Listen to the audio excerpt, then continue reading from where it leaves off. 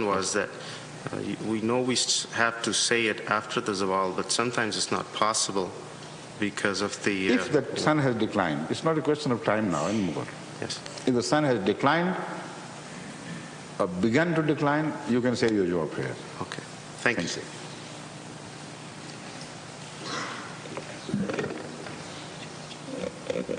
Assalamu alaikum. Wa alaikum salam. Mr. Little One, how are you? Fine.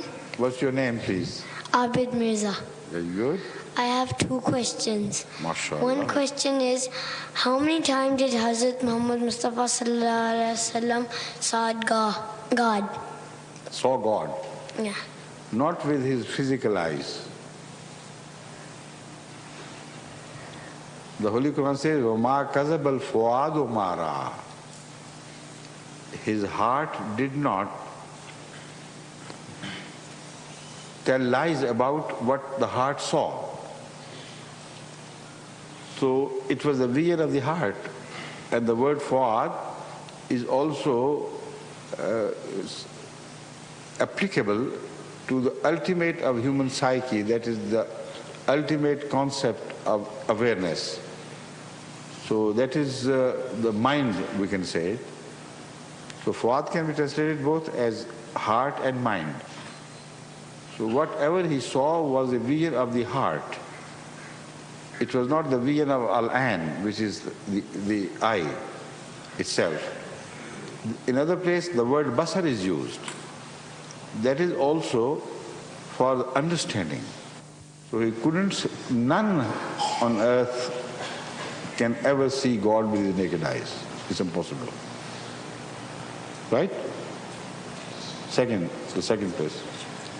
My second question is, how can I see God? Not with your naked eyes. Exactly in the same way as I have described, by imagining his attributes. See, what is vision after all? When you see somebody, you know what he is. And that is the interest in seeing something.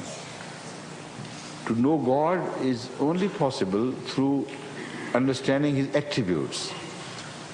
God is Rabb, he is the Provident, he is Rahman, he is so beneficent. None can be more beneficent than him. He is most forgiving. He is oft repeating in forgiveness, he is Rahim.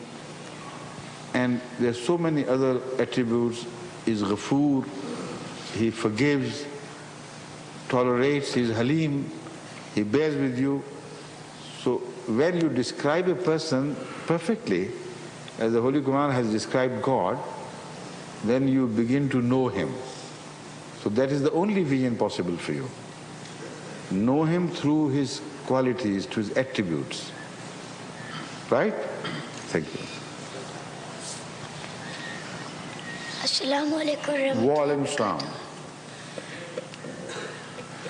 I have two questions. My name is Canadian families are well trained in asking two questions at least. Invariably there are two questions. Yes? Please. My name is Tajamal Hassan Kurtezi. My first question is, during Muharram, why do Shia people hate themselves? Ask them. I see no reason whatsoever. Right? So inquire from Shias. The second question. The second question is, why does Shia wear black clothes all the time? Black clothes during Muharram? Yeah. Huh? All the time? He said all the time, but they don't do it all the time. They wear black because black is the mourning dress, normally understood by the world today, or at least by some Eastern countries. The black is the dress of mourning, is the color of mourning. When you mourn somebody, when you lament the death of somebody, then you wear black color, any clothes in black. But this is not a universal behavior of man. somewhere in Armenia, for instance, they wear white if somebody dies. I remember once I was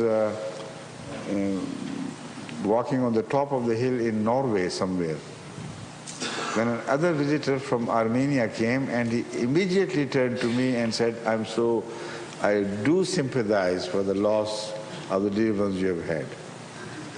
I was amazed. I said, what do you mean I've lost no dear one? And why are you wearing the white?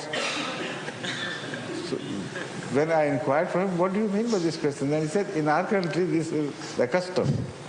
We are dressed entirely in white only when somebody in the family has died, not otherwise. So please forgive me for this, but I thought somebody must have died because my turban was white, my clothes were white, my ashkan I was wearing was white. At that time it was not turban, it was the cap, white cap which I wear. So it is just a custom of people, and they're dressed in black, not in Muharram particularly, because they want to lament the martyrdom of some progeny of Hadhrat Muhammad Sallallahu Alaihi Wasallam. Right? Thank you.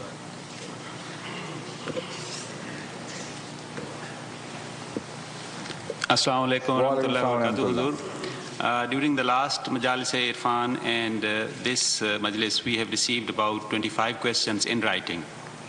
About 10 have not mentioned their names. So would you allow... only 15 minutes are left.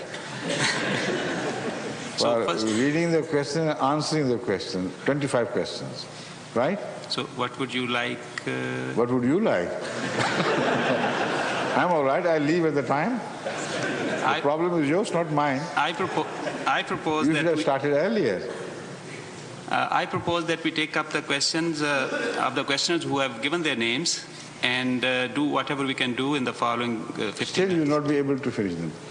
I propose that we do whatever we can to dispense with the questions, and then I carry them back home. Right. Or I carry them to America, and if there is another question-answer session there, then I'll answer them there, and they can watch me on MTA. Okay, so... All right? So these questions... If they don't have that MTA arrangement in their house, you can arrange some centers where my American tour is also covered. Or if it is not directly covered, I think it will be difficult. Direct coverage for America will be difficult because they have not organized like you have done it. So they should wait until I reach London.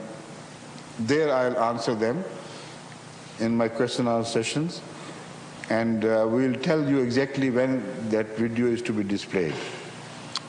And you can inform these questions, right? Right, sir. Thank you. But start with whatever you have. Maybe 1 or 2 questions are covered, or 3 maybe. Okay, Huzur, the first question is from Amber Mirza from Ottawa. There is a reference in the Bible regarding the Tower of Babylon. Is there something in the Quran pertaining to that as well?